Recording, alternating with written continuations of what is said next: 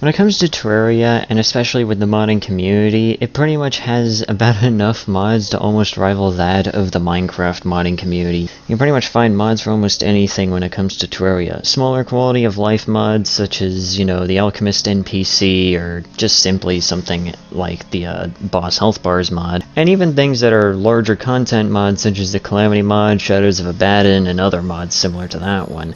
And there's also other mods that don't really fit into any of these two categories, like the Calamity, like a mod that apparently turns Calamity mod bosses into anime girls for some reason. I mean, hey, I'm not here to judge. But today we're talking about one of the larger content mods, and more specifically the lead developer of it, and a lot of the things that kind of ended up leading to the downfall of both this developer as well as just this mod in general. There is in fact one thing I will in fact mention, and that is this. The fall of this entire mod happened, you know, a pretty decent while back, and in a way I was there to kind of witness it, but in all honesty, I just didn't really know enough about the entire situation to really actually, you know, think anything much of it. That wasn't until I ended up finding some of the information that was posted and kind of a lot of this and reading into this, and geez, it's just it's a pretty hefty mess, and in all honesty it kind of explains a lot of the questions that I had about the mod, in all honesty. And you know what, without further ado, let's just kind of get started, shall we?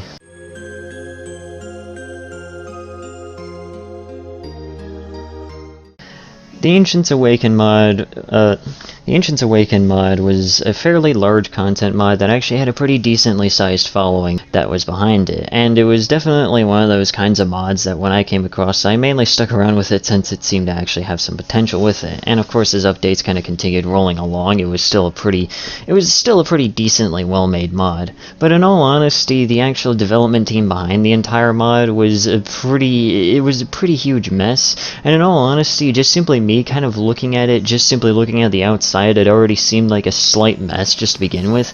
And to be honest, that probably should have been a bit of a warning to me, but, you know. And when it comes to something like this, it was kind of one of those things where it's just simply like, if it already looks like a bit of a mess just simply from the outside, one can only imagine what the inside of it must look like. And trust me, if you're expecting a huge mess, a huge mismanaged mess, a lead developer that is just, again, a real mess, then trust me, you will not be disappointed when it comes to this one. It was a mess. It's a mess from the inside, and it's genuinely surprised it didn't even collapse sooner just simply due to the mismanagement.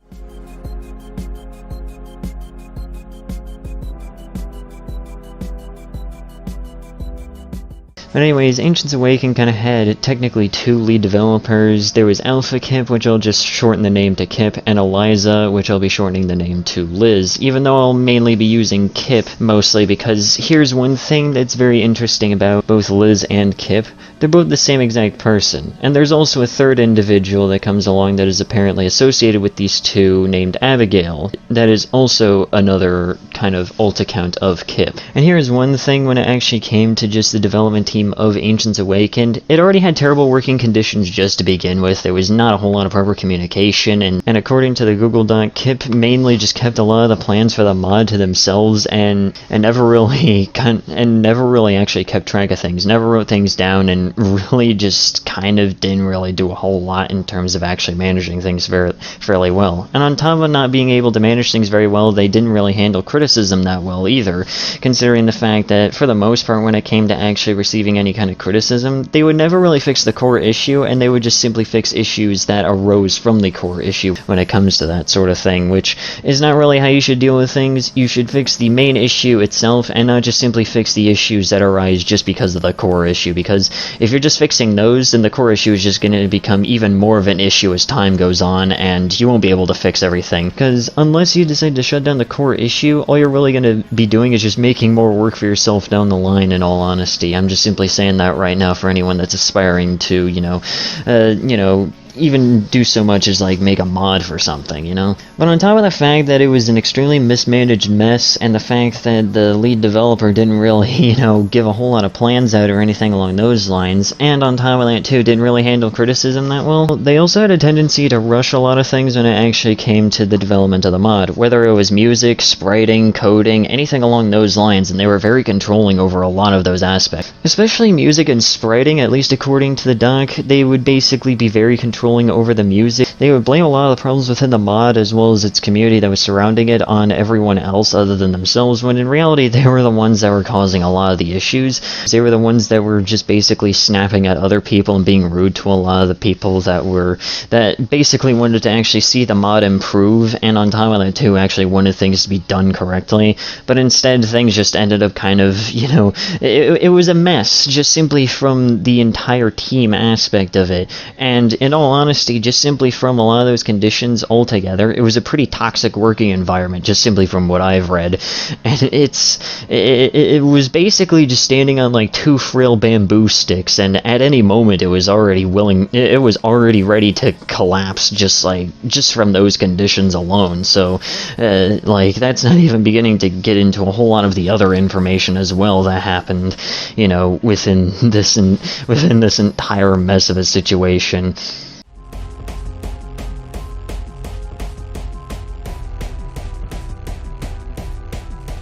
This next segment of the video is going to be covering a bit more of a sensitive topic, if you will. This one is going to be covering, you know, that kind of topic, if you will. And even though this didn't, you know, actually happen within, you know, the realm of reality, and it happened just kind of within the bounds of a roleplay, it's still not an okay thing to do, and especially due to the fact that this kind of started happening because of this one individual who was a victim in this case. Because of all this, you know, they just kind of wanted to distance themselves from Kip. So here's the thing about this segment, is mainly going to be kind of surrounding 2 main individuals here. One individual that goes by the name of Sumenora, which I'll be shortening their name to Sume from now on for this point, and of course Kip themselves, which during this entire time, before anyone knew that Kip, Liz, and Abigail were actually all the same individual, the, you know, persona of Liz was actually the one that was in contact with Sume at this time, and they ended up kind of, I guess, engaging in some sort of like a roleplay that actually lasted for quite some time between some of Sume's characters as well as Liz. And the thing is that this roleplay, even though it lasted for quite some time, ended up getting a little bit more serious than Sume actually really intended, and that was kind of the main reason why Sume ended up wanting to actually distance, you know, themselves from Kip in the first place. And when I say that things became serious within this roleplay, I'm talking about that kind of serious, if you know what I'm saying right now. And, you know, and like, here's the thing when it comes to that sort of thing within like a roleplay, like, here's the thing, I'm fine with it as long as it's perfectly clear between both parties that it's perfectly fine between both parties. As long as both parties are fine with that kind of thing, you know, have at it. It doesn't really matter as long as you aren't pushing any boundaries within, you know, either party. And here's the thing, when it became that serious within this roleplay, that's when it started to really cross boundaries, and, well, Kip continued to try and press on. And even after Sume decided to try and distance themselves from Kip continued to try and do anything within their power to still stay in contact with Sume, and even at one point attempted to actually, you know, force themselves onto one of Sume's characters, and, well, I mean, that was almost kind of like the final straw. And, you know, not only mentioning that, but there was also the entire thing of, after Sume, you know, continuously tried to get away from Kip this entire time, Kip tried to use the child that they had within this roleplay as, I guess, some form of blackmail, if you will, in order to try and keep Sume, you know, in order to keep the entire, I guess, dialogue, if you will, going between Sume and Kip. And in all honesty, just simply thinking about that, that's just kind of sad in my opinion. Like, I don't know what to say about that one.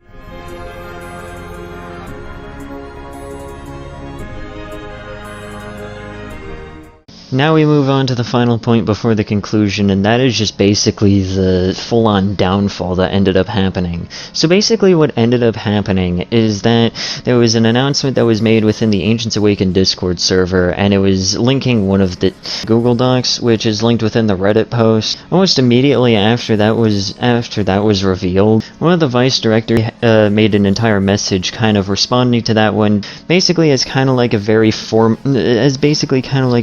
formally kind of formatted, you know, goodbye, if you will, while also linking yet another Google document that was also detailing a lot of the situation. And of course, after that was released, everything seemed to really collapse very quickly. Apparently, the general chat ended up getting closed, and a lot of the Ancients Awakened developers began leaving left and right. A lot of people just started jumping ship after this, and of course, Kip themselves was having an entire breakdown because of all this. Basically, just having a complete and total breakdown, and also supposedly threatening the life of Liz, which, keep in mind, is still Kip. After this entire freakout basically happened, one of the spriters for the mod actually asked for their assets to be pulled from the mod, in which Kip ended up refusing, basically claiming that the sprites were donated and he doesn't have to pull them, in which case, that isn't really how that works. If the sprites were made by this individual for this mod, then technically it's still their sprites that are being used within this mod. They have, you know, in their right to basically pull the sprites if they ever feel the need to. Pretty much after that, two of the main music creators, Charlie, Debname, and Universe, ended up posting one message each. Charlie's message was more or less of a warning that if either of their messages were deleted, they would basically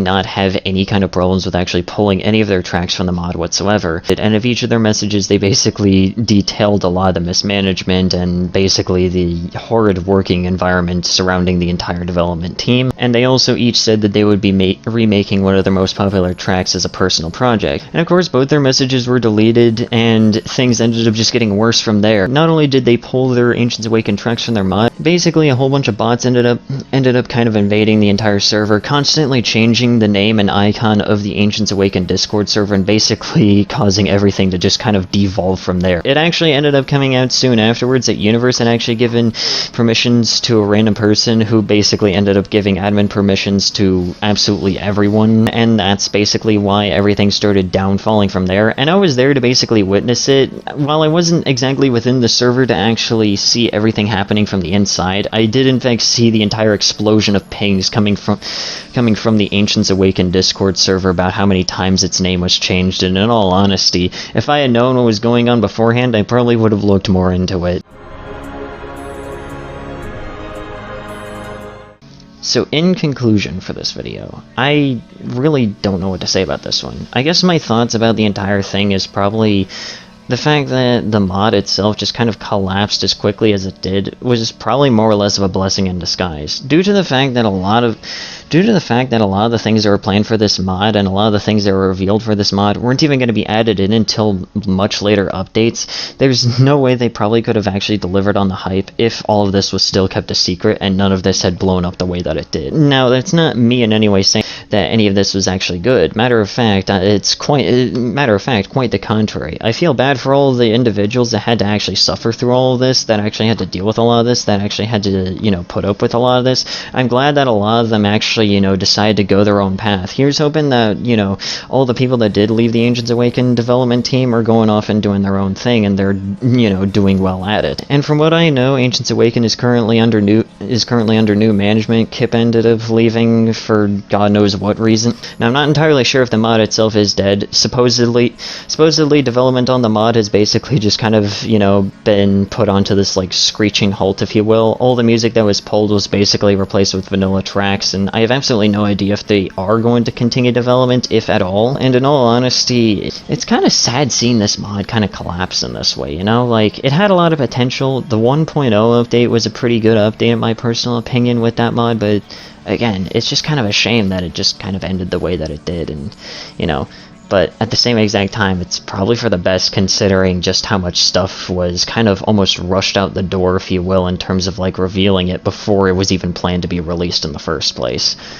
But that's basically about it for today's video. If you guys enjoyed today's video, please consider leaving a like. That's very well appreciated. Leave a comment down below what you thought about the video and what you want me to talk about next. And also subscribe to the channel if you're new and you want to see more content such as this. This has been Sandy, and have yourselves a nice day, I guess. So say goodbye. See you again sometime. La da da da da da da da da. この瞬間が宝物。君たちと私いつまでも今日も生きてよかった。マジよかった。